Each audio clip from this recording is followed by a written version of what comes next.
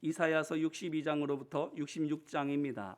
어제는 58장으로 61장을 통해서 유다 백성을 해방시키실 뿐만 아니라 가장 강한 나라로 세우시기 위한 하나님의 그 방법이 하나님의 뜻과 계획의 유다 백성을 억지로 따라오게 하는 것이 아니라 그들의 눈높이에 맞춰서 쉽고 익숙한 것부터 차근차근하게 도와주시는 것임을 보았습니다.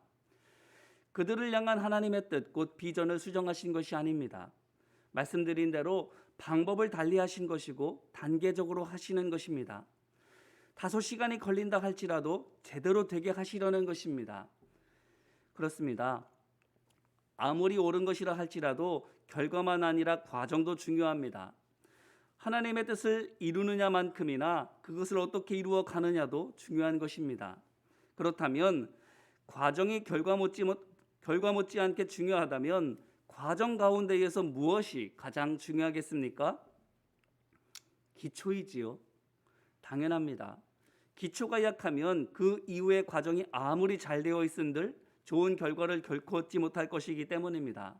얼마를 쌓고 세우든 다 허물어야만 새로 지을 수 있을 것이기 때문입니다. 그러므로 과정 중에서 기초 과정이 가장 중요한 것은 이론의 여지가 없습니다. 이것이 얼마나 중요한지 예수님을 통해서 살펴보기를 원합니다. 예수님께 있어서 기초가 무엇일까요? 공생의 사역 이전, 그분의 삶 전체에 있어서 기초라고 할 만한 것이 무엇일까? 한번 생각해 보면 눈이 가는 구절이 있습니다. 누가복음 2장 41절로 52절 말씀이지요. 뭐에 관한 말씀입니까? 예수님의 유년기에 관한 말씀으로서 복음서뿐만 아니라 신약 전체에서 소년 예수님에 대해서 알려주는 유일한 말씀입니다. 그때가 12살로 되어 있는데 그때 무슨 일이 일어났습니까? 예수님 실종 사건이 있었지요. 부모님과 함께 유월절 절기를 지키려고 예루살렘에 가셨다가 부모 몰래 예루살렘에 남으셨던 일입니다. 그 결과가 무엇입니까? 돌아오는 길에 예수님께서 같이 계시지 않은 것을 안 부모가 혼비백산에서는 예루살렘까지 오던 길을 거슬러 올라갔고 예루살렘에서도 곳곳을 찾아다니다가 3일 만에 만났습니다. 어디서요? 예루살렘 성전에서. 뭐하고 계셨던가요? 랍비들 틈에 앉아서 성경에 대해서 물으시거나 대답하고 계셨습니다. 부모는 넋이 나가서 찾아다니고 있었는데 예수님께서는 성전에서 랍비들과 함께 말씀 나눔을 하고 계셨던 거지요. 그래서 어이가 없어진 어머니가 왜 이렇게 하고 있느냐고 묻자 예수님께서 뭐라고 대답하셨습니까? 누가복음 2장 49절 말씀을 보니까 오히려 어찌하여 나를 찾으셨나이까? 내가 내 아버지 집에 있어야 될 줄을 알지 못하셨나이까? 이렇게 되물으셨습니다. 이게 그저 한 토막의 일화일 뿐이지만 여기에서 무엇을 볼 수 있습니까? 예수님께서 자신을 어떻게 생각하고 계시는지를 볼 수 있습니다. 자신을 누구로 생각하십니까? 하나님의 아들. 어렸을 때부터 부모가 너는 하나님의 아들이야 라고 가르쳤기 때문인가요? 귀따갑도록 그 소리를 들었기 때문에 세뇌되다시피 하셔서 스스로를 그렇게 알고 있으신 것입니까? 아니에요. 어머니가 말하잖아요. 보라, 내 아버지와 내가 근심하여 너를 찾았노라. 이 남자가 내 아버지이고 내가 내 어머니다. 이렇게 말씀하잖아요. 이것을 통해서 뭘 할 수 있나요? 예수님께서는 일찍부터 자기가 이 분들의 아들이 아니라 하나님의 아들인 것을 알고 계셨다라는 겁니다. 예수님의 인생 기초가 바로 이거예요. 하나님의 아들. 그렇기 때문에 집은 뭐예요? 성전이 되는 거죠. 그렇다고 그런다면 인생의 목적, 존재 이유는 또 뭐겠습니까? 당연히 하나님의 아들로서 하나님 말씀대로 살아가는 것. 끝. 싹을 보면 열매를 한다고 예수님의 이후의 삶은 더 볼 것도 없습니다. 하나님 아들로 살아가실 것입니다. 한마디 말을 하더라도 하나님 아들답게 하려고 하실 것이고 행동거지 하나도 기분대로나 이해 득실에 따라서 하는 것이 아니라 하나님의 아들로서 하실 것입니다. 아버지 되시는 하나님께 기쁨이 되는 아들이 되기 위해서 매 순간 하나님 말씀대로 따라가실 겁니다. 그런데 이것만이 아니에요. 한 인간으로서 스스로를 하나님의 아들 된 정체성을 가지고 계셨던 예수님, 신분만 그런 게 아니었던 거예요. 하나님께서 맡겨주신 일을 함에 있어서도 마찬가지였습니다. 자, 그러면 또 뭘까요? 하나님의 종으로서의 예수님의 그 기초를 보여주는 구절이 마태복음 4장 1절로 11절 말씀입니다. 이건 또 뭐에 관한 말씀입니까? 바로 공생의 사역 시작 전에 예수님께서 광야에서 사단에게 시험 받으신 말씀입니다. 여기서 또 예수님께서 어떻게 하시지요? 사단이 3번이나 내가 만일 하나님의 아들이거든 하며 예수님을 시험하는데, 그때마다 예수님께서는 아니야, 나는 하나님의 아들이야, 이렇게 토달지 않으셨습니다. 자기가 하나님의 아들이신 것을 굳이 설명할 필요가 없다라는 겁니다. 왜? 당연한 거니까. 예수님께서 하나님의 아들이신 것이 당연하니까. 그렇기 때문에 여기에서 또 알게 됩니다. 앞으로 공생의 기간 동안 예수님께서 어떻게 일하실 것인지. 어떻게 하실 거예요? 하나님의 아들로서 하나님의 아들답게 일하실 겁니다. 어떻게? 오직 하나님께서 보여주시고 들려주시는 대로. 그 확실한 증거가 십자가인 것이 틀림이 없지만, 오직 하나님께서 맡겨주시는 그 사명만 수행하신 것을 여실히 보여주는 또 하나의 예가 누가복음 9장 51절 56절에 있는 일화입니다. 바로 예루살렘을 향해 내려가시던 중에 사마리아인의 동네를 지나가시기를 바라셨는데 유대인이란 이유로 거절당하신 일이지요. 야고보와 요한이 예수님께 말했습니다. 주여, 우리가 불을 명하여 하늘로부터 내려 저들을 멸하라 하기를 원하시나이까? 이것은 제자들 앞에서 체면이 상하신 예수님을 위해서 한 말이지요. 그런데 예수님께서 어떻게 하시는가 하면 55절 56절 말씀을 보니까 되려 야고보와 요한을 꾸짖으셨습니다. 그 말씀 밑에 어떤 사본은 예수님의 말씀이라 하며 설명을 붙여놓았는데 바로 이거예요. 아니다, 인자는 생명을 멸망시키러 온 것이 아니요 구원하러 왔노라. 아멘. 어떤가요?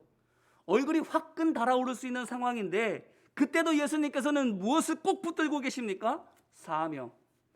아버지께서 내게 맡겨주신 생명 구원의 그 사명. 제가 이렇게 예수님에 관한 말씀을 장황하게 설명하고 있는데 그 이유는 한 가지예요. 결과만큼 과정이 중요한데 그 중에서 기초가 가장 중요하다는 것을 강조하기 위해서입니다. 보세요. 예수님께서 이 땅에 오셔서 다시 하나님께로 올라가실 때까지 육신을 입고 세상에 온 사람으로서나 하나님께서 사명을 부여받은 종으로서나 일절 흠이 없으셨던 이유, 뭐라는 거예요? 사람으로서나 종으로서나 그분의 정체성이 하나님의 아들이란 것에 고정되어 있었기 때문이다라는 거예요. 그렇습니다. 내가 누구인지 아는 것이 이렇게나 중요합니다. 자, 이제 오늘 말씀을 보세요. 62장부터 66장까지 뭐에 관한 말씀입니까? 한마디로 요약해서 유다 백성은 하나님의 백성이다라는 거예요. 하나님께 사랑받는 백성이며 그렇기 때문에 죄를 지었을 때는 다른 민족보다 더 큰 벌을 받게 되고, 하지만 그럼에도 불구하고 그 사랑 때문에 하나님께서 끝내 포기하지 아니하시고 회복시켜 주시는, 먹고 살만한 정도로 회복시키시는 것이 아니라 모든 장애물을 뛰어넘어서 하나님께서 원하시는 최고의 수준이 되게 하여 주시는 하나님의 백성이시다라고 밝히고 있는 겁니다. 안 그런가요? 보십시오. 하나님께서 회복시키실 유다 백성의 모습과 그들을 위해서 또한 그들을 통해서 이루실 세상의 모습이 어떤지가 62장부터 66장까지 쭉 나오는데 뭐와 같은가 하면 건물의 설계도와도 같아요. 보십시오. 62장 1절부터 63장 6절 말씀까지 보게 되니까 회복된 유다 백성이 이렇다고 하나님께서 선포해 주세요. 그러자 어떤 일이 벌어집니까? 이어지는 63장 7절로 64장 12절 말씀을 보니까 이사야 선지자가 은혜 베풀어 주시는 하나님을 향해서 감사하며 자비를 간구합니다. 자, 이것이 무엇을 보여줍니까? 하나님께서 회복된 유다의 백성의 모습이 이렇다라고 말씀하시자 그것을 바라본 이사야 선지자 감사하며 하나님께 기도를 올려드리는 것, 이게 뭘 말하는 거예요? 내가 누구인지 바로 알게 된 유다 백성이 그때 비로소 하나님의 은혜로 옳게 깨닫게 된다라는 거예요. 그래서 하나님께 바르게 기도할 수 있게 된다라는 거예요. 하나님께서 선포하신 그들 자신의 모습을 믿음으로 붙들게 되니까 하나님을 진짜 하나님으로 깨닫게 된 것이고, 그제서야 비로소 바른 기도를 할 수 있게, 곧 하나님과 바른 관계를 맺을 수 있게 되었다라는 거예요. 이게 뭡니까? 기초가 튼튼하니 그 위에 1층이 제대로 올려진 것이지 않습니까? 그 다음은 뭐예요? 65장 말씀을 보니까 하나님께서 유다 백성들 중에서 패역한 이들을 심판하시고 새 하늘과 새 땅을 창조하십니다. 자, 이것은 세상을 새롭게 하시기 전에 먼저 하나님 나라 곧 이스라엘을 새롭게 하시는 것을 뜻합니다. 2층이에요. 믿음의 사람들이 하나님과 바른 관계를 맺게 되자 그게 유다 백성 전체에게 영향을 미쳐서 그들 모두가 새로워지게 되는 겁니다. 그 다음은 그러면 뭐겠어요? 불보듯 뻔하지요. 치유되어서 온전하게 된 유다 백성이 세상을 새롭게 하는 것, 그게 그 다음 과정이지요. 그게 어디 나와 있어요? 66장 말씀에 나와 있는 거예요. 3층이에요. 세상의 완성이에요. 온전히 새롭게 된 유다 백성을 통해서 이루실 하나님의 완전한 구원이에요. 어떤가요? 오늘 말씀 건물을 세우기 위한 설계도와 같지 않습니까? 이제 이 말씀으로 우리 자신을 돌아보기를 바랍니다. 우리는 어떤가요? 믿음의 생활을 흔히 성전 세우는 일로 비유하고는 하는데 우리는 어떤가요? 기초가 튼튼하십니까? 우리 자신이 죄인이었지만 예수 그리스도의 십자가 은혜를 믿고 거듭난 하나님의 자녀인 것이 확실히 믿어지십니까? 그래서 그 믿음의 기초 위에 우리의 믿음의 1층을 잘 쌓아 올려가고 있습니까? 말씀을 통해 기도를 통해 하나님과 바른 관계를 맺고 있습니까? 그래서 그것이 또한 우리가 속한 믿음의 공동체를 보다 믿음의 공동체답게 하나님의 군사들이요 십자가의 군대답게 만들어 가고 있습니까? 그렇게 믿음의 기초 위에 1층 위에 2층과 3층을 향해서 우리 자신이 단단히 만들어져 가고 있습니까? 바라기는 건물이 안전한지 검사하듯 우리 믿음의 층들을 세밀하게 점검해보는 이 시간이 되기를 주님의 이름으로 기원합니다. 빨리 올라가는 게, 높이 쌓는 게 중요한 것이 아닙니다. 느려도 튼튼하게 옳게 짓는 게 더 중요합니다. 말씀드렸잖아요. 그렇지 않으면 어디까지 쌓아 올렸든 다 허물어버리고 기초부터 다시 만들어야 될 것이기 때문이에요. 이제까지의 수고가 그만큼 다 헛수고가 될 것이기 때문이에요. 그러므로 우리 자신이 누구인지를 점검하시기를 바랍니다. 하나님과 바른 관계 속에 있는지, 소통이 잘 이루어지고 있는지 확인하시기 바랍니다. 그래서 이사야를 통해서 우리에게 약속하여 주신 우리의 참모습을 회복하고 그런 우리를 통해서 열방이 구원받고 하나님 안에서 참 행복을 얻게 되기를, 하나님의 비전이 이루어지는 기적이 우리 안에 또 우리를 통해서 있게 되기를 주님의 이름으로 축원합니다. 이제 같이 기도하기를 원합니다. 예수의 기도로 우리의 마음을 주님께 올려드리겠습니다. 하나님의 아들 우리 주 예수 그리스도여, 우리를 불쌍히 여겨 주옵소서. 믿음 생활의 기초인 내 정체성이 튼튼하지 못했음을 불쌍히 여겨 주옵소서. 그래서 믿음 안에서 담대하지 못했음도 불쌍히 여겨 주옵소서. 2층 3층은 고사하고 1층도 제대로 세우지 못한 믿음의 기초마저도 흔들리고 있는 우리였음을 고백하오니 주님 불쌍히 여겨 주옵소서.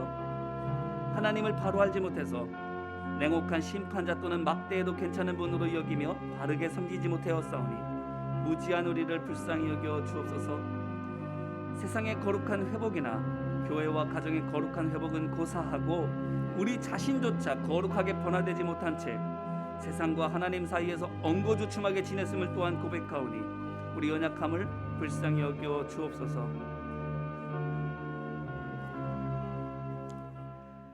우리 아버지 하나님, 이사야서를 통해서 하나님께서 우리를 위해 또 우리를 통해 이루고자 하신 뜻을 보게 하여 주심에 감사드립니다. 우리로서는 할 수 없으나 하나님께서는 이루실 줄로 믿사오니 우리 안엔 하나님의 능력에 의지하여 하나님의 그 뜻에 동참하도록 우리에게 담대함을 주옵소서. 그래서 아무리 생각해도 여전히 죄의 굴레를 벗어나지 못하는 듯해 보이는 우리이지만 하나님께서 독생자의 피로 구속해 주신 하나님의 자녀임을 깨닫고 오늘을 하나님의 자녀답게 말하고 하나님의 자녀답게 행하며 일하게 하여 주옵소서. 또 그 믿음 위에서 서로를 치유하고 새롭게 하는 그 일을 잘 감당하게 하여 주셔서 우리 믿음의 층수가 올라져 갈수록 하나님의 눈에서나 사람들의 눈에 아름다워지게 하여 하옵소서. 끝내 아버지의 비전이 우리 안에 또한 우리를 통해 성취될 줄로 믿사오니 그때까지 믿음으로 우리 삶을 쌓아올리는 그 일에 승리하게 하여 주옵시고 이를 통해 주님 영광받아 주옵소서. 역사해 주시고 이루어 주실 것을 믿사오며 우리 주 예수 그리스도의 이름으로 기도드립니다. 아멘. 이제는 우리 주 예수 그리스도의 은혜와 하나님 아버지의 사랑과 성령님의 지혜와 능력이 하나님의 비전을 믿음으로 붙들고 오늘도 믿음의 기초와 층수를 굳세게 쌓아가는 모든 하나님의 종들 위에 이제와 같이 영원히 함께하여 주시기를 간절히 축원하옵나이다. 아멘.